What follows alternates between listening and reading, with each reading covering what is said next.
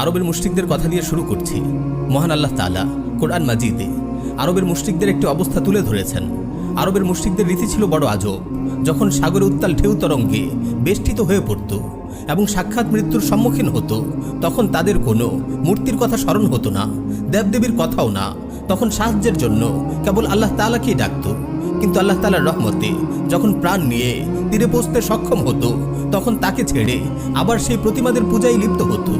তাদের এই বিপরীতমুখী অবস্থা সম্পর্কে মহান আল্লাহ তাআলা বলেন, ফাইযা রাকিবু ফিল ফুলকি দাউল্লাহা মুখলিসিনা লাহুদ্দিন ফালাম্মা নাজ্জাহুম ইলাল বাররি ইযা হুম ইউশরিকুন। তারা যখন নৌকায় চড়ে তখন তারা আল্লাহকে ডাকে তার আনুগত্যে একনিষ্ঠ হয়ে।